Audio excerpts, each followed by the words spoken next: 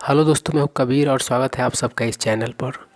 दोस्तों, इस सेशन में हम लोग 24/12/2020 के द हिंदू न्यूज़पेपर के फर्स्ट एडिटोरियल का कुछ इम्पोर्टेंट वर्ड्स डिस्कस करेंगे। तो चलिए शुरू करते हैं। रीस्टोर।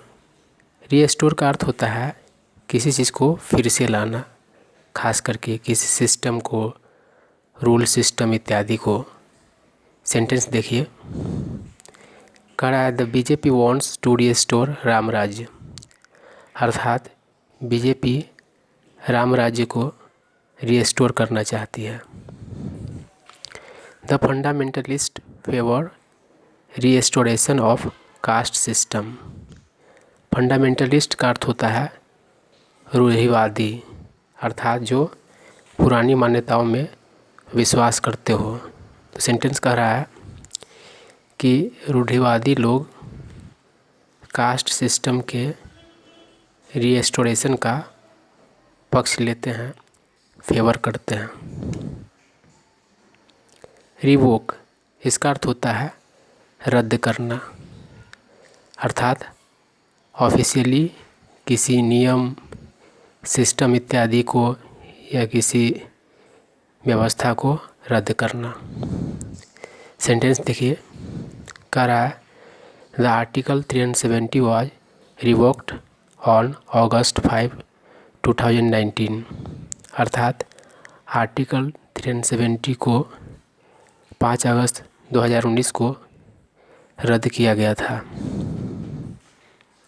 दूसरा सेंटेंस है the revocation of article 370 was a bold move, अर्थात आर्टिकल 370 का रिवोकेशन, रद्दी किया जाना, एक साहसिक कदम था। स्विंग, इसका अर्थ होता है विचारों को, ओपिनियन को बदलते रहना। इसके बहुत सारे अन्य भी अर्थ होते हैं, लेकिन हम लोग यहाँ पर समझ रहे हैं विचारों को बदलना। सेंटेंस देखिए, डोंट स्विंग बिटवीन यस और नो, सॉरी एंड नो, अर्थात यस और नो में मत झूलो। रिग, इसका अर्थ होता है मनचाहा परिणाम प्राप्त करने के लिए बेईमानी का नीति अपनाना, बेईमानी करना। सेंटेंस देखिए, had the election been rigged, क्या इलेक्शन को रिग किया गया था, अर्थात मनचाहा परिणाम प्राप्त करने के लिए उसमें गड़बड़ी किया गया था।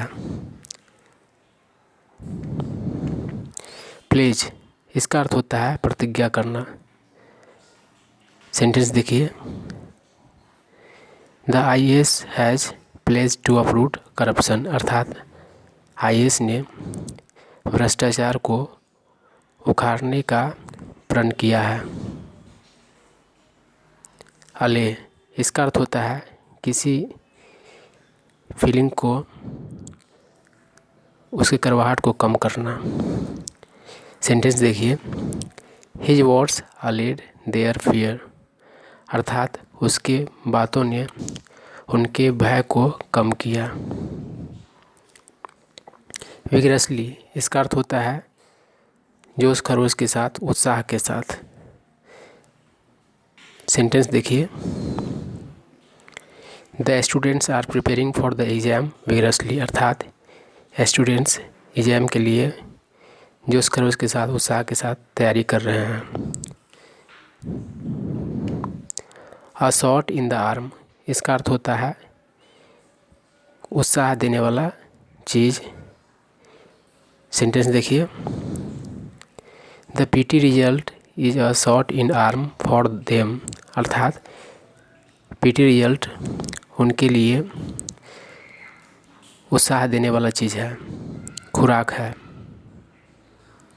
टर्न आउट, दोस्तों किसी आयोजन में या किसी इवेंट में पहुंचने वाले लोगों का जो संख्या होता है उसे टर्न आउट कहा जाता है। सेंटेंस देखिए, the low turn out is depressing for the candidates. Depressing मतलब चिंता देने वाला, तो सेंटेंस कह रहा है कि कम जो आगमन हुआ